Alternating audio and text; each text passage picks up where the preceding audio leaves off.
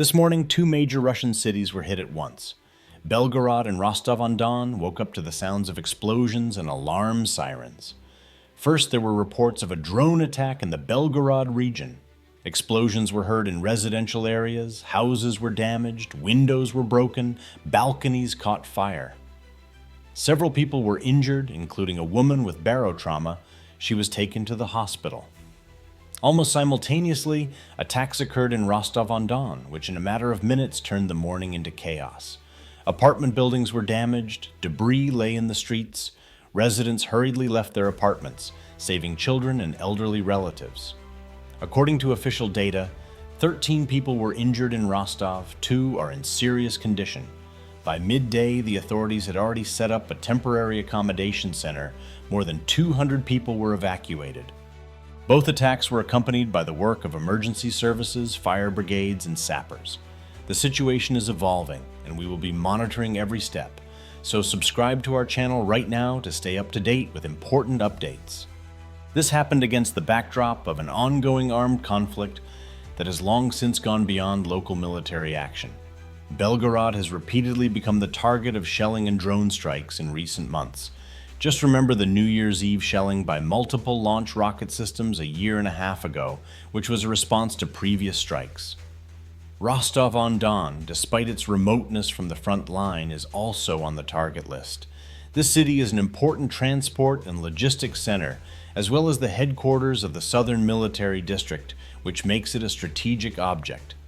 According to officials, the aim of today's attacks was to provoke a retaliatory strike on Ukrainian cities and thereby influence the course of negotiations. This scenario has been used many times in the history of the conflict, when a provocation on one side would cause a mirror action on the other, which would ultimately only increase the escalation. In this case, the attack on Belgorod and Rostov could have been calculated to provoke strikes on the centers of Kharkov or Sumy, which would inevitably lead to new casualties and destruction.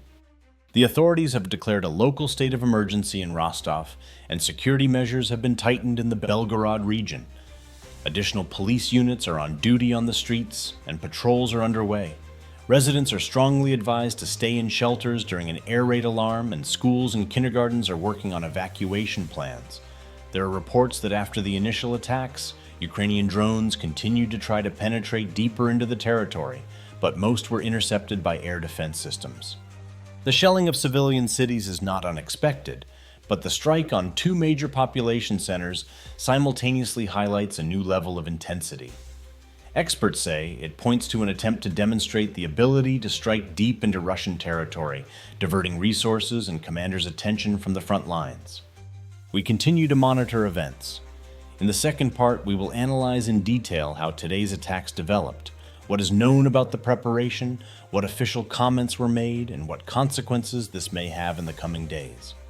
After the morning reports of the first explosions in Belgorod and Rostov, more accurate data began to appear in the news feeds. The chronology of events shows that the strikes on the two cities were carried out almost simultaneously. The first reports from Belgorod came at about 6 o'clock in the morning. Residents of the districts on the eastern outskirts heard the characteristic sound of drones flying overhead, followed by two explosions. According to eyewitnesses, the blast wave knocked out windows in multi-story buildings, and a fire started on one of the streets. Soon it became known about a woman who suffered a serious barotrauma. Doctors assess her condition as moderate. At the same time, around 7 in the morning, Rostov-on-Don came under attack. According to official data, several drones broke into the city, some of which were shot down. However, several devices still reached residential areas. On Telmana and Lermontovskaya streets, the facades of apartment buildings were damaged, debris fell on parked cars, and fires broke out. Rescuers evacuated people from damaged entrances, and medical centers were set up on the site. According to preliminary data, 13 people were injured, 2 of them in intensive care. Historically, Belgorod and Rostov-on-Don have been targets of attacks in the current conflict, but the scale of today's attacks is particularly noteworthy. Belgorod is a relatively short distance from the contact line and is regularly shelled. Rostov, on the other hand, is located much further south and is a hub for military and cargo flows. That is why an attack on it is seen as a blow to logistics and a symbolic challenge to Russian military structures. Official statements followed quickly. The governors of both regions reported on the security measures taken and the start of restoration work. The Russian Foreign Ministry called today's events another act of terrorism, emphasizing that the strikes were carried out on civilian infrastructure. At the same time, representatives of the military department stated that the response would be calibrated and aimed exclusively at the enemy's military facilities. Analysts emphasized that the synchronicity of the attacks indicates a pre-planned operation, possibly with the use of intelligence and support from foreign structures. Such actions have not only a military but also a psychological effect.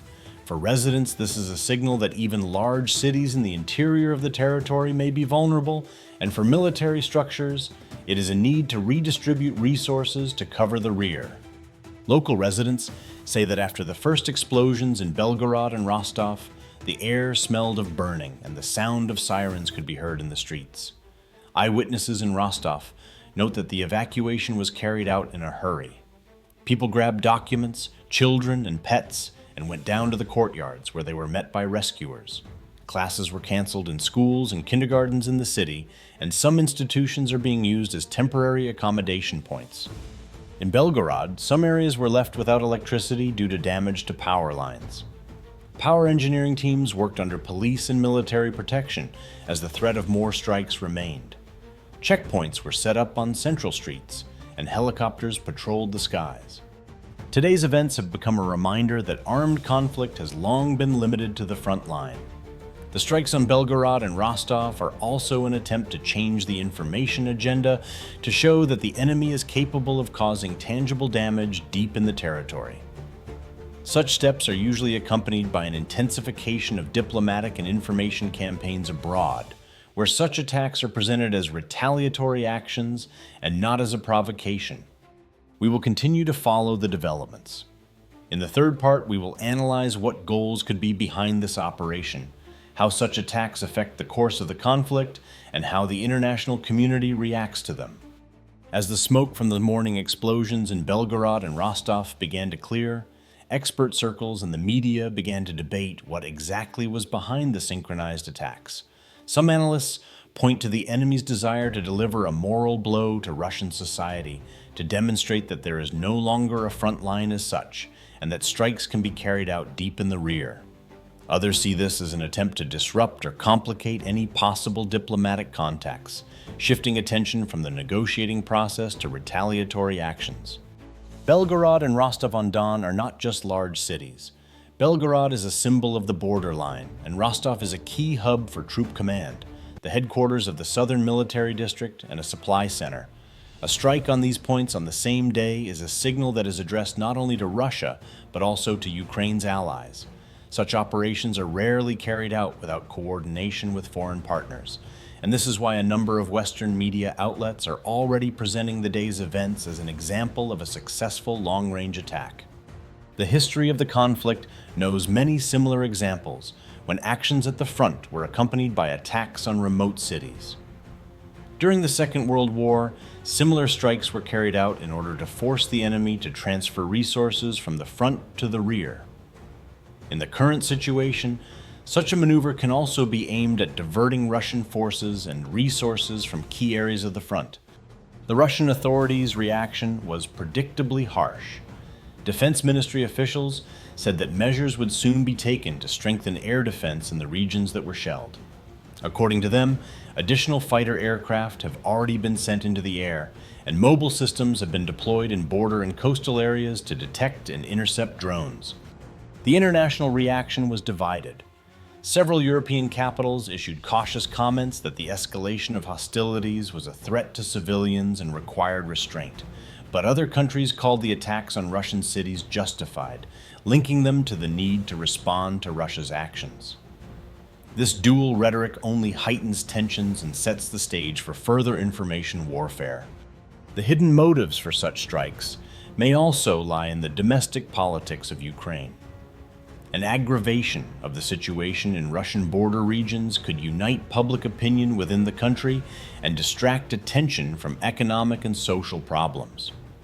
In addition, Demonstrating the ability to strike deep into enemy territory could be used to strengthen the position of the Ukrainian leadership in negotiations with Western partners, including to obtain additional funding and weapons. Meanwhile, restoration work continues in Belgorod and Rostov. Rescuers are clearing rubble, utility services are repairing damaged networks, and psychologists are working with residents who survived the attack. But behind the outward calm, there remains a sense of anxiety. People understand that something like this could happen again at any moment, and that in the current conflict, there are no completely safe areas. The information surrounding these attacks is already spreading beyond Russia. International news agencies are publishing maps with marked attack points, photographs of destroyed houses, and interviews with victims. For Western audiences, this is presented as an episode of a major war, with strikes being carried out in both directions. For Russian audiences, this is yet another reminder that war is close, even if the front line is hundreds of kilometers away. There is a clear sense of orchestration in all of this. The timing of the attacks, the choice of targets, the timing, all of this points to a carefully planned operation aimed at causing maximum resonance. In Part 4, we will examine what scenarios are possible in the coming weeks and what Russia's response to this challenge might be. Today's attacks on Belgorod and Rostov-on-Don could mark the beginning of a new stage in the development of the conflict. Experts are already building several scenarios of how events will develop further. The most likely option is to strengthen air defense measures and carry out retaliatory strikes on objects that, according to intelligence, are used to prepare such attacks.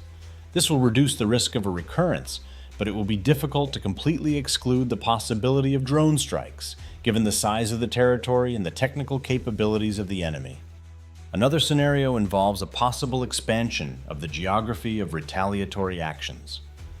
Strikes could be carried out not only on the border regions of Ukraine, but also on objects in its central and western regions. Such steps are always accompanied by diplomatic pressure, so it is possible that the international community will try to intervene, calling for restraint. However, in the current tensions, calls for restraint often remain ineffective. There is a third scenario in which today's events will be used in an information campaign.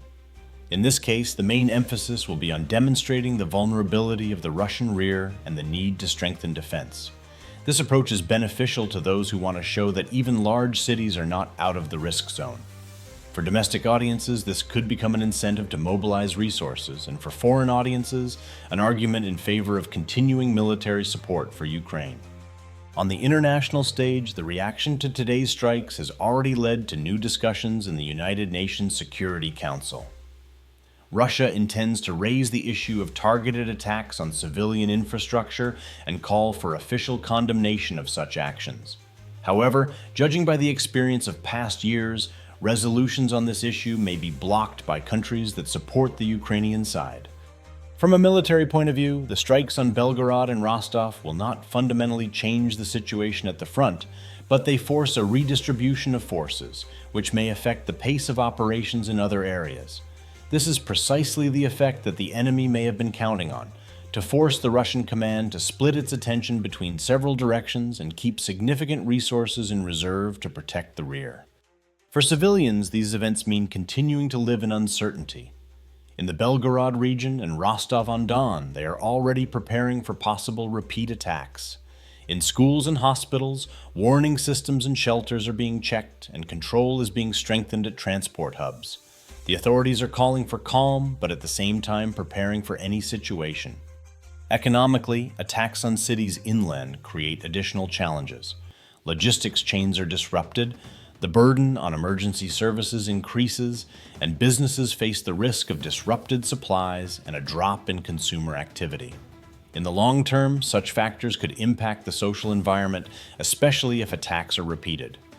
In the coming days, we will likely see a series of countermoves aimed at neutralizing the threat and demonstrating that attacks on Russian cities will not be without consequences. Given the experience of previous escalations, we can expect military action to become even more intense and diplomatic contacts to be temporarily curtailed. Today was a reminder that the conflict continues to deepen and spread to new territories. The strikes on Belgorod and Rostov-on-Don are not only a military action, but also a political signal addressed to several audiences at once. For the residents of these cities, it sounded especially loud.